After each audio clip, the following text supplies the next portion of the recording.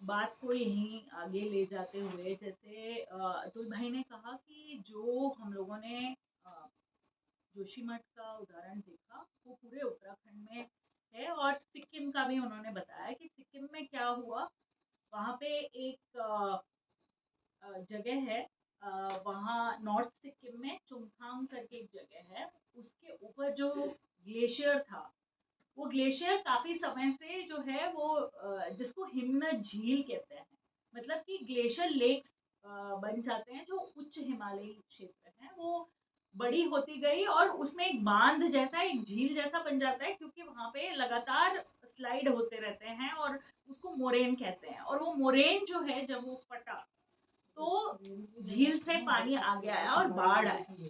लेकिन उसके बाद जो है तीस्ता नदी में ये हुआ, और उसके बाद जो है लगातार बांधों की श्रृंखला है, जिसमें जो पहला बांध है वो है तीस्ता 3 प्रोजेक्ट, एक बिजली परियोजना थी। जैसे चमेरा आपका है चंबा में, या फिर किन्नौर में भी है बांध, ब्यास घाटी में भी है, और वो बांध जो है वो झेल नहीं पाया।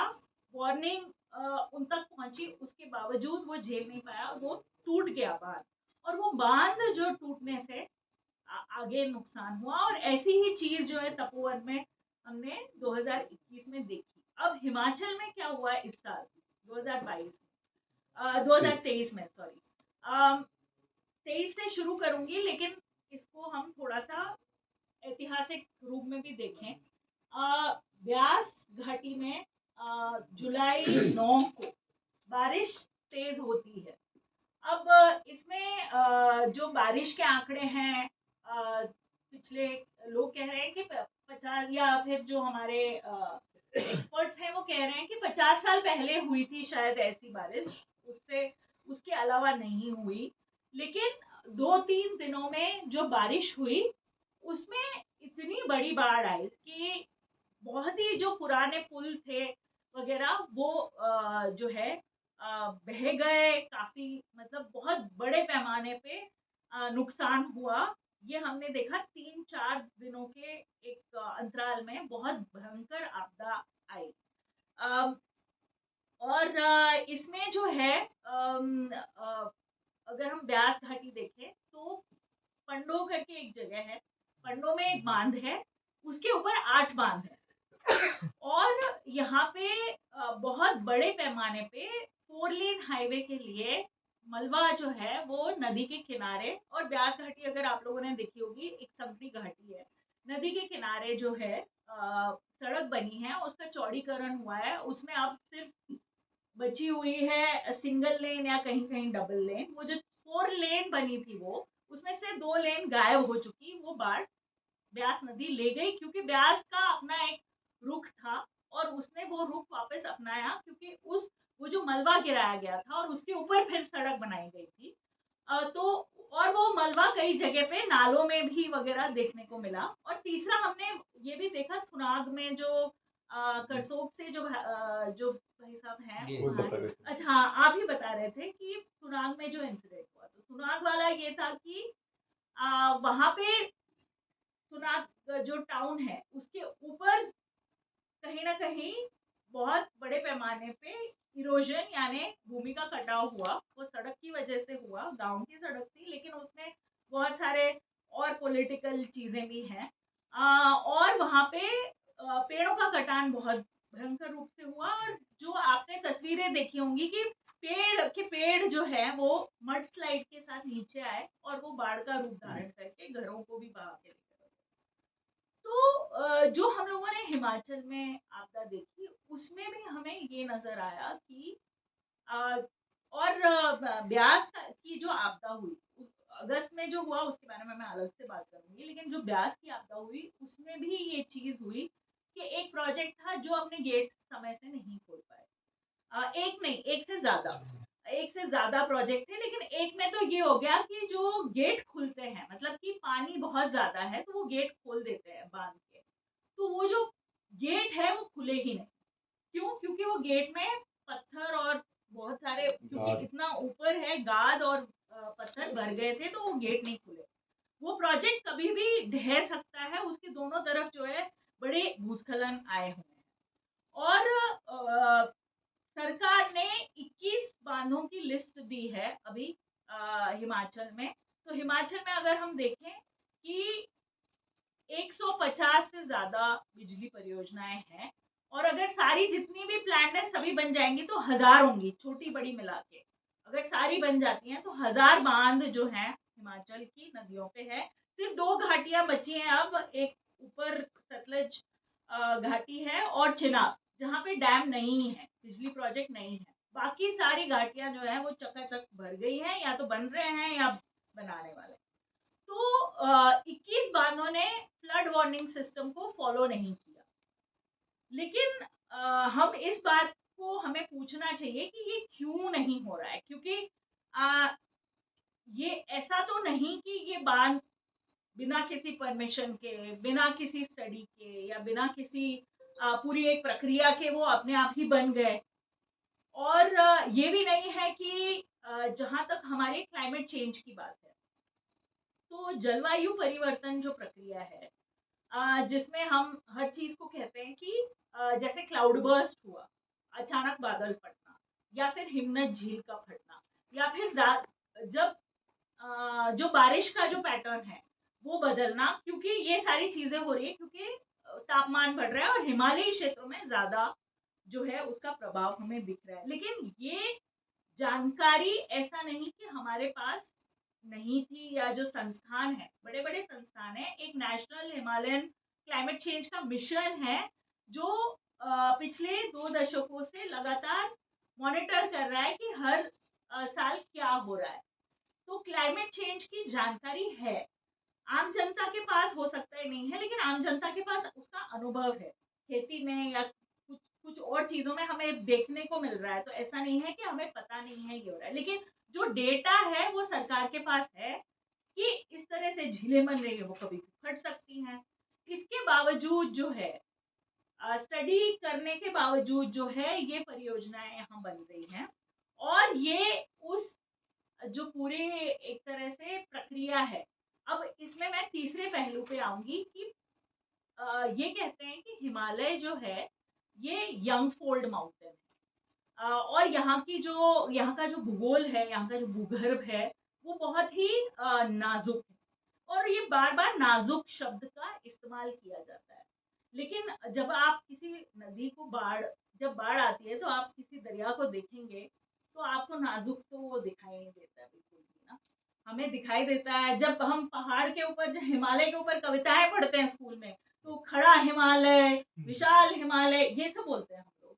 हम ये थोड़ी बोलते हैं कि बेचारा हिमालय, कमजोर हिमालय, बच्चा हिमालय वगैरह, ये सब तो नहीं बोलते हम। तो ये जो हिमालय है ये मतलब हम ये मानते हैं कि जो ये फ्रेजाइल, बार बार कमजोर बोल रहे हैं, दूसरा बोल रहे हैं कि ये प्राकृतिक आपदा है।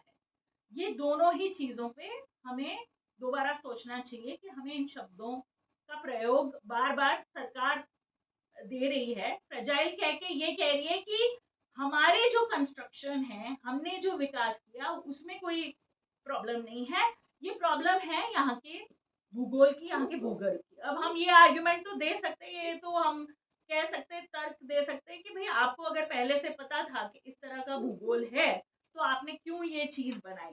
तो उसमें भी एक तकनीकी जिसको हम कहते हैं टेक्निकल एरोगेंस, लेकिन एक तकनीकी सनक है और एक विकास की मंशा है। जो विकास की मंशा और जो आर्थिक व्यवस्था है उसके बारे में हम अलग से बात करेंगे। लेकिन ये विश्वास है कि हम यहाँ पे बना सकते हैं और इससे हमें फायदा होगा और सभी लोगों को फायदा होगा। दूसरा, तो वापस आते हैं वो फ्रेजाइल पे।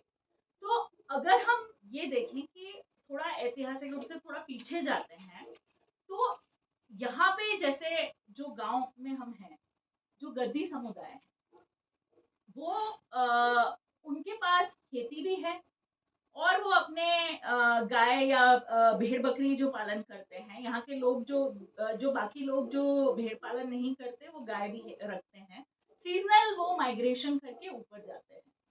ये जो पूरा एक पहाड़ है उसमें आपके पास एक ऑल्टीट्यूडनल रेंज है, मतलब कि नीचे से लेके जहाँ खेत है से लेके आपके पास जंगल है, से लेके आपके पास और ऊपर जाओगे तो चारागाह मैदान है।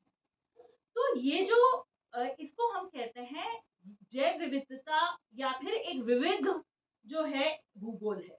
इसमें आप बहुत सारे डाइवर्स लाइवलीहुड्स यानी कि विविध तरह की आजीविकाएं कर सकते हैं और उससे कमा सकते हैं। एक फेल होगी तो दूसरा आपको सपोर्ट करेगा। बल्कि यहाँ के लोग हमेशा ही अलग अलग आजीविकाओं पे निर्भर थे। कभी भी खेती पे पूरी तरह से निर्भरता नहीं थी, क्योंकि जो पूरा भूगोल है उसका केवल आज के दिन भी सिर्फ 10% खेती है, बाकी तो पूरा कॉमन लैंड है। तो अगर पूरा ही कॉमन लैंड है तो हमारी आजीविका और हम लोगों का अस्तित्व ही जो है वो सिर्फ ये 10% से तो चल नहीं रहा है। ये चल तो रहा है, वो पूरे से चल रहा है। उसमें से जो जंगल से जो हमें चीजें मिलती हैं, लकड़ी, पत्ती, चारा वगैरह, इससे ये व्यवस्था चल रही थी एक समय तक। और अगर हम और पूरे हिमाचल में देखें, आज भी घुमंतु पशुपालन है। और इस तरह का घुमंतु पशुपालन की जो गद्दी समुदाय है वो 6 महीने नीचे के चरागांव में जाते हैं, फिर बीच में यहाँ आते हैं, फिर ऊपर जाते हैं, जहां वो अपने भेड़ बिठाते हैं जिनके खेतों में वो खेत भी और उसमें भी और वो फर्टिलाइजर डाल रहे हैं। तो वो हर जो है गांव से जिससे गुजरते हैं, और उनके रूट एकदम पक्के हैं। गद्दियों के आप देखिए, गुज्जर के देखिए, अन्य कनेत हैं, फिर किन्नौरा है, फिर लाहौला है, सब लोग जो है भेड़ पालन। और जो उच्च हिमालय क्षेत्र में दूसरा था व्यवसाय जो तिब्बत के साथ चलता था, वो धीरे धीरे, अगर हम देखें कि एक अंग्रेजों के समय से जो प्रक्रिया शुरू होती है और बाद में आजादी के बाद कंटिन्यू होती है, कि हमारा जो जमीन के साथ और जंगल के साथ जो रिश्ता है और जो ये विविध आजीविकाएं हैं, ये धीरे धीरे टूटी। लोगों का जंगल के साथ रिश्ता टूटा और कहीं ना कहीं एक विकास की जो परिभाषा सामने रखी गई, जिसमें ये कि उत्पादन एक प्रकार का होगा, जीवन शैली एक प्रकार की होगी, और ये पूरे भारत में और पूरी दुनिया में एक ही मॉडल चलेगा, जिसको हम पूंजीवादी विकास का मॉडल कहते हैं, जो 90 के बाद और भी तीव्र हुआ। इसी का हिस्सा हम मानेंगे। जैसे तो बांधों का जो सिलसिला है वो हिमाचल या हिमालयी राज्यों के लिए नया नहीं है। सबसे पहले भाखड़ा बांध जब बना, 40,000 हेक्टेयर जंगल की भूमि बिलासपुर और यहाँ पे जो है वो पूरी तरह से डूब गई। और वहां पे जो हजारों लोग विस्थापित हुए, उनको कुछ भी नहीं मिला। कई लोगों ने तो ऐसे ही जमीन दे दी कि हम देश के लिए बलिदान दे रहे हैं, क्योंकि हम देश का विकास कर रहे हैं। और इसी से हरित क्रांति आएगी।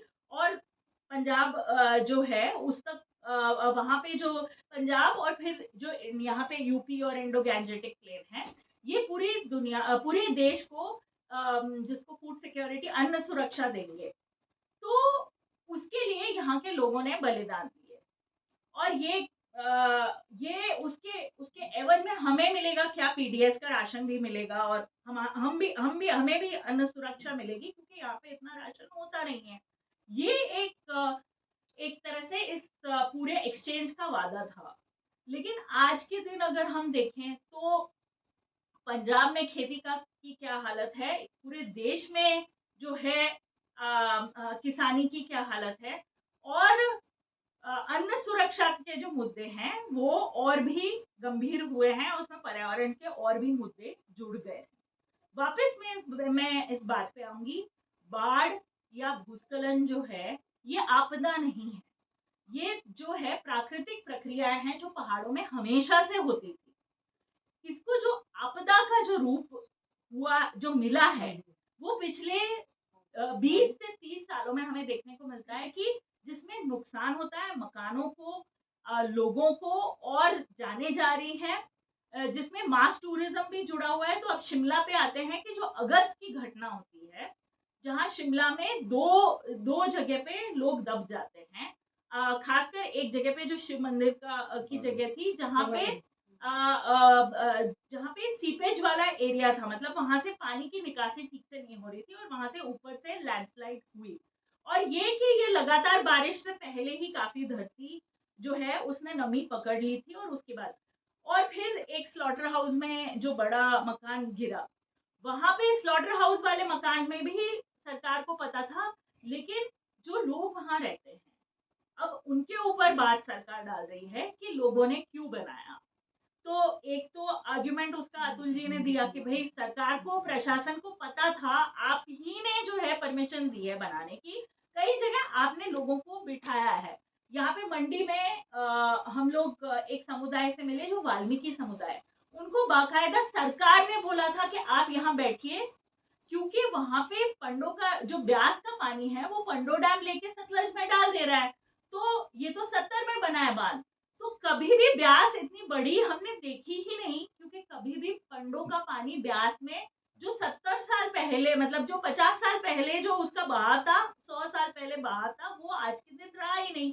अचानक जब पंडो ने पंडो डैम ने पानी छोड़ा ब्यास में, तो ये सारे जितने मकान बने थे वो सब डूब गए। जिनके झुग्गियां थी वो तो बह ही गई, और बाकी जो कंक्रीट के मकान है वो सारे जो है लोगों ने वहां पे। लेकिन उसमें एक और चीज है कि लोग मकान वहां क्यों बना रहे हैं, खासकर जो भूमिहीन लोग हैं। जब जहां सड़क बनेगी, जहां शहरीकरण होगा, जब आपकी आजीविका टूटेगी गांव की, अगर आपका भेड़ पालन नहीं चल रहा है, आपकी जो जल जंगल जमीन की जो पूरी एक व्यवस्था है वो टूटी है, अगर आपकी खेती टूटी है किसी भी वजह से, चाहे वो जलवायु परिवर्तन की वजह से है या पूरी खेती का नष्ट होना, बहुत सारे उसमें भी कारण है पर्यावरण के, कहीं पे बंदरों की समस्या है तो कहीं पे कुछ है, लेकिन मेन ये है कि नकदी फसलें अगर नहीं है तो फिर आज की अर्थव्यवस्था में आप चलाओगे कैसे। तो आप जाके जहां हाईवे बना है वहां खोखा लगाओगे, वहां जाके आप मकान बनाओगे। अगर शिक्षा प्राप्त करनी है तो आप प्राइवेट एजुकेशन चाहते हो तो आप मंडी शहर में जाके घर बनाओगे, क्योंकि वहीं पे आपको भेजना है अपने बच्चों को, आप क्यों पीछे रह जाएं। तो वहां पे एक शहरीकरण की जो प्रक्रिया है, जिस जिसमें कॉन्सेंट्रेशन हो जाता है एक जगह पे जनसंख्या का, जो पहले नहीं था। लोग किराए के मकान लेके परिवार के में महिलाएं जाके रहती हैं अपने बच्चों के साथ, ताकि वो बच्चों को पढ़ा सके। और वहां मकान कहाँ बनाएंगे जब जगह नहीं है, तो नदी नालों के पास बनाएंगे। भूमिहीन समुदाय हैं, उन्होंने कई जगह आपदा में उनके मकान बहे, उन्होंने दूसरी जगह अनसेफ जगह में रह रहे हैं आज के दिन, वहां भूस्खलन किया। तो कहने का तात्पर्य यह है कि कोई भी आपदा जो है वो प्राकृतिक नहीं है, सबसे पहले हम मानते हैं। क्लाइमेट चेंज भी जो है ये प्राकृतिक प्रक्रिया नहीं है, ये बिल्कुल, अब हम कहते हैं मानव जनित। ठीक है, कई लोग कहते हैं कि प्राकृतिक के बजाय हम बोलते हैं मानव जनित है। हम मानव जनित भी नहीं बोलते, क्योंकि मानव जनित बोलेंगे तो ऐसा लगता है कि हम सब इसके लिए जिम्मेवार हैं, लेकिन हम सब जिम्मेवार नहीं हैं, क्योंकि एक अर्थव्यवस्था है, और वो अर्थव्यवस्था जिस तरह से चल रही है, कौन लोग उसको चला रहे हैं, उसमें जिनके पास सत्ता है, जो और उसमें भी ये नहीं है कि सिर्फ ये आपके पंचायत स्तर पे हो रहा है, आपके राज्य स्तर पे हो रहा है, या आपके राष्ट्र स्तर पे हो रहा है, ये वैश्विक स्तर पे जो देश जिनके पास सबसे ज्यादा संसाधन है, जो चला रहे हैं, जो औपनिवेशिक काल से चला रहे हैं, कहीं ना कहीं वो नीतियां, और सबसे ज्यादा जो है संसाधनों की खपत वही कर रहे हैं। अगर अमेरिका के मिडिल क्लास लोगों की तरह अगर हम लोग जीने लगे तो हमें 4 और पृथ्वी चाहिए, क्योंकि जितना पानी, जितना वो एसी भी चलाएंगे, वो सेंट्रल हीटिंग भी करेंगे, वो सब कुछ करेंगे। अगर हमें अगर हम सब उसी दौड़ में हैं, हमारे देश में भी है ऐसे ना, हमारे देश में भी एक एंटेला है जहाँ पे 1 लाख रुपए बिल आता है, अंबानी का, अदानी और अंबानी मिला के अंबानी हो गया। तो उन लोगों का बिजली का बिल सुना है, किसी ने बोला कि 1 लाख रुपए। अब यहाँ पे जो एक छोटा सा जिला है किन्नौर, वहां पे 4000 मेगावाट बिजली बन रही है, लेकिन वो किन्नौर के लिए थोड़ी है, किन्नौर की तो सिर्फ 5 मेगावाट कंजम्पशन है। वो तो पूरी बिजली जो है ये जो बन रही है हिमालय में, जो बिजली बन रही है वो कहाँ जा रही है, वो या तो नॉर्थ ग्रिड में जा रही है, अगर ब्रह्मपुत्र बेसिन से बन रही है तो वो ईस्ट ग्रिड में जा रही है, और वहां से शहरों को जा रही है। मॉल में तो पूरी रात लाइट जलेगी ना, सड़क में तो हाईवे होगी तो उसमें पूरी रात दिल्ली में लाइट जलेगी। तो खपत कहाँ हो रही है और डिमांड कहाँ से आ रही है, जो जहां से डिमांड आ रही है, हम लोग कौन है, हम तो सप्लायर हैं। सप्लायर हम सप्लाई क्या कर रहे हैं, हम संसाधन सप्लाई कर रहे हैं, हमें मिल क्या रहा है, आपदा। तो ये जो, और इसमें मतलब ये अगर हम लोगों ने जो संसाधनों की पूरी राजनीति है, इस पे अगर हमने बात नहीं की तो हम पर्यावरण के मुद्दे पे बात नहीं कर सकते। अगर हमने क्योंकि अभी जो भी सॉल्यूशन आ रहे हैं, जितने भी आप कोई भी आपदा प्रबंधन की मीटिंग देख लीजिए, वो सारे सॉल्यूशन जो है वो तकनीकी है। हम अर्ली वार्निंग सिस्टम लगा देंगे, हम जो है वो स्ट्रक्चरल इंजीनियरिंग, बहुत जरूरी है स्ट्रक्चरल इंजीनियरिंग, लेकिन लोगों की थी ना, लोगों के काटकुनी मकान थे, लोगों के इस तरह के, ये कांगड़ा का जो हम आर्किटेक्चर देखते हैं, ये मकान थे लोगों के। क्या अब सर पे भी गिरेगा तो बांस ही गिरेगा, अब स्लैब स्लैब तो नहीं गिरेगा। या फिर ये जो संसाधन है आपको बगल में ही मिल जाएंगे, आपको सीमेंट नहीं लेनी, लेकिन अर्थव्यवस्था ऐसी चली कि अब सीमेंट सस्ता है और जो लेबर है वो भी कम है और सस्ती होगी जो सीमेंट का काम करेगी, तो लोग वही मकान बनाएंगे। ये वाले मकान तो जो अर्थक्वेक प्रूफ हैं, लचीले हैं, इनको दोबारा आप थोड़ा डैमेज होगा खुद ही खड़े कर सकते हो, ये सारे तो चले गए या जा रहे हैं। अगर अगर तो ये स्ट्रक्चरल इंजीनियरिंग में भी हम क्या सोच रहे हैं कि हम और मजबूत बना देंगे, लेकिन हम ये नहीं देख रहे कि संसाधन कहाँ से आ रहे हैं। क्योंकि हमें वो सीमेंट फैक्ट्री भी अदानी वाली चलेगी ना यहाँ पे, तभी तो आएंगे, लेकिन वहां पे क्या हुआ है बिलासपुर में वो एक अलग कहानी है। तो कहने का यही मतलब है कि जो पर्यावरण का मुद्दा है, पर्यावरण के जो क्या कहते हैं संकट है जो आज के दिन, जिसमें जलवायु संकट भी शामिल है, ये राजनीतिक मुद्दा है। इसके तकनीकी सुझाव से हम थोड़े दिन के लिए बच सकते हैं, थोड़े कुछ लोग बच सकते हैं, लेकिन इस लंबे समय में तो हमें इसमें राजनीतिक और प्रबंधन, सामाजिक प्रबंधन की प्रक्रिया को ही बदलना पड़ेगा, आर्थिक प्रक्रिया को ही बदलना पड़ेगा। जब तक हम इस पूरी व्यवस्थागत मतलब इस पूरी व्यवस्था पे बदलाव नहीं करेंगे, एक पूरी नई सोच नहीं लाएंगे, एक नए समाज को नहीं गढ़ेंगे, हम शायद इस प्रॉब्लम को सॉल्व नहीं कर सकते। मैं इसलिए ये बड़ा मतलब कई बार हम चाहते हैं कि बहुत ही छोटा हम बात करें इमीडिएट फ्यूचर की। मैंने थोड़ा-सा लॉन्ग टर्म इसलिए व्यू लिया है क्योंकि मुझे लगता है कि फिर उसके लिए जगह नहीं बचती है कहीं पे भी बात करने की, चाहे हमारे जो रोज़मर्रा के डिमांड्स होते हैं, इवन एज़ एक्टिविस्ट या सिविल सोसाइटी, हम लोग बहुत ही उसको इमीडिएट, और फाइट भी इमीडिएट है इसलिए वैसा करना भी पड़ता है। लेकिन जब हम सोचने बैठे हैं